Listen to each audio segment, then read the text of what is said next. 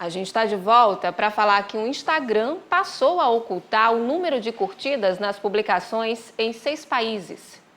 A medida vinha sendo adotada desde maio no Canadá. Segundo a rede social, o objetivo é reduzir a pressão sobre os usuários para que se sintam confortáveis e se concentrem em compartilhar o que pretendem. Austrália, Brasil, Itália, Irlanda, Japão e Nova Zelândia devem seguir a nova política. Nesses países, os likes não serão mais visíveis nos perfis dos usuários. Em 2017, um relatório da Royal Public Health Society do Reino Unido classificou o Instagram como a pior rede social para a saúde mental de jovens usuários no país. Em Manaus, a comunicação com pessoas surdas em locais públicos ainda é um desafio. Mas uma série de iniciativas nas universidades e na política tentam minimizar as barreiras que essas pessoas enfrentam. Ser surdo em Manaus é ter que enfrentar desafios diários em tarefas simples. A Marli perdeu a audição aos 3 anos e desde pequena se comunica pela língua brasileira de sinais. Mas o idioma, apesar de ser a segunda língua oficial do país, não é usada em todos os ambientes. Por isso, a tecnologia tem sido uma forte aliada para entender o mundo ouvinte. Pode usar e ter uma melhor comunicação.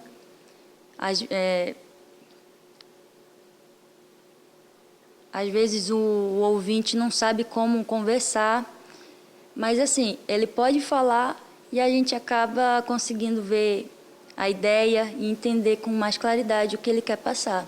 Ela usa o Julia, um aplicativo que traduz a Libras para o português. O sistema foi adaptado para atender o público em alguns lugares específicos, como o Bosque da Ciência, por exemplo. Aqui, os surdos têm uma maior independência para aprenderem um pouco sobre a fauna e flora desse espaço.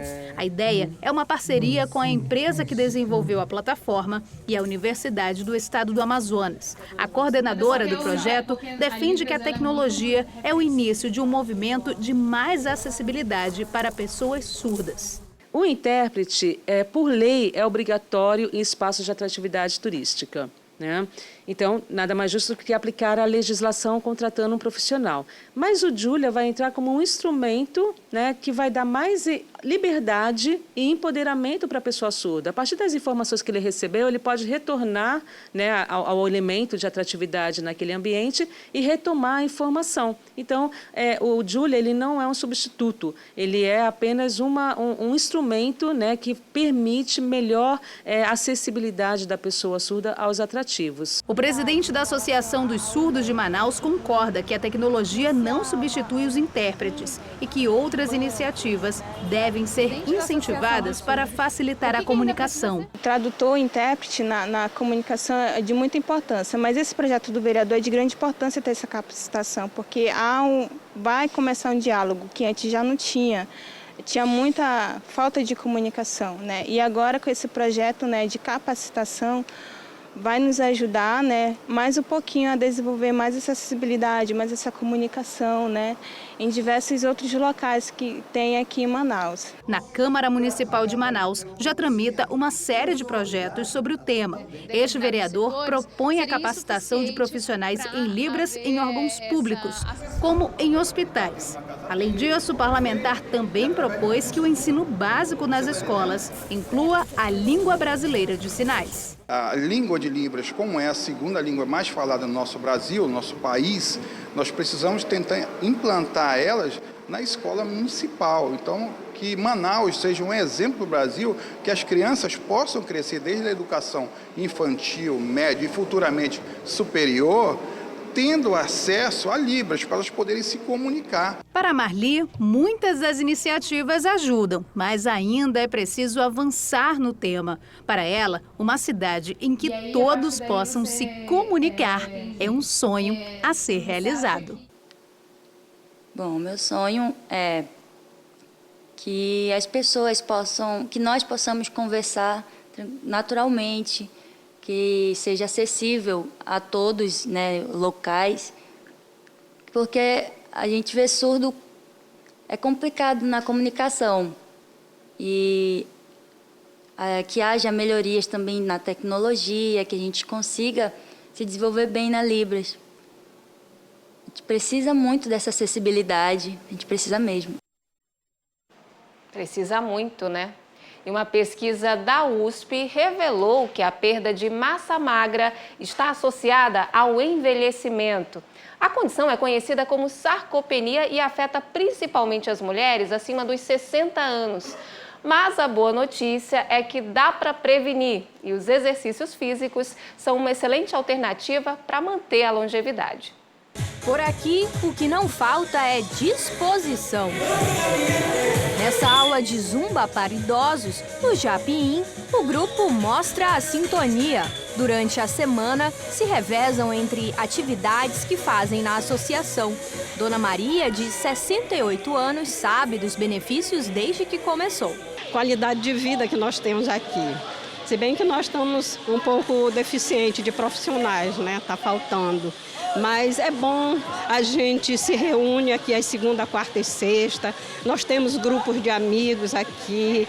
Não tenho problema de saúde, graças a Deus. Quem também esbanja a saúde é este outro aposentado de 61 anos. Seu Alzemir pratica exercícios todos os dias, de manhã e à tarde. Todo dia eu faço atividade física. Se não nos dias que chove, né? Lógico. O que mudou para mim é isso aqui, olha. Esse rol de amizade que a gente se encontra. E eles estão certos. Nessa idade, o corpo acaba ficando fragilizado e tende a desenvolver o que os médicos chamam de sarcopenia, ou seja, a perda de massa muscular que afeta cerca de 46% dos idosos aqui no Brasil, segundo a Sociedade Brasileira de Geriatria e Gerontologia. Segundo uma pesquisa da USP, a perda de massa magra, especialmente nos braços e nas pernas, está associada ao envelhecimento. Por isso, os exercícios físicos são importantes, pois além de promover o bem-estar, são capazes de garantir também mais alguns anos de vida. Esta educadora física explica a relação que o exercício tem com a longevidade. É como se fosse uma fonte de vida. E o que acontece é que o nosso corpo ele foi feito para movimento. Ele precisa estar ativo. Você vê que já tem programas aqui em Manaus de sucesso, muitos programas. Pessoas, quando começam a praticar atividade física no envelhecimento, elas sentem tanto benefício que elas permanecem. E no caso, os nossos ossos vão agradecer. E alerta que, apesar disso, toda atividade deve ser feita sempre com a orientação de um profissional. Então, a melhor coisa é praticar atividade física com orientação. Porque, por exemplo, frequência cardíaca, você vai ter que saber medir a sua frequência cardíaca, você vai ter que ver qual é a atividade que você pode fazer ou quais são as queixas que você tem que não pode fazer. E a outra coisa é o exame médico, né? É tanto ter o profissional acompanhando quanto ter feito um exame médico. É isso aí. E amanhã é sexta-feira e o programa Amanhã no Ar traz dicas de diversão para a família no fim de semana. Adriane Diniz. Olá, boa noite, Rose. Você aí de casa que está acompanhando a Crítica na TV. Quer realizar um bom passeio em família? A gente vai dar uma dica bem legal no Manhã no Ar dessa sexta-feira. Vamos falar dos balneários e os serviços que eles oferecem. Fique ligado, tem ainda as notícias da noite, madrugada, as ocorrências da área policial, movimentação do trânsito e muito mais. Tudo que você precisa para começar o seu dia bem informado. Então não esqueça, eu espero por todo mundo bem cedinho, a partir das 6 horas. Até lá! Daqui a pouco, as notícias do esporte. Agora são 8h16, o A Crítica na TV volta daqui a pouquinho.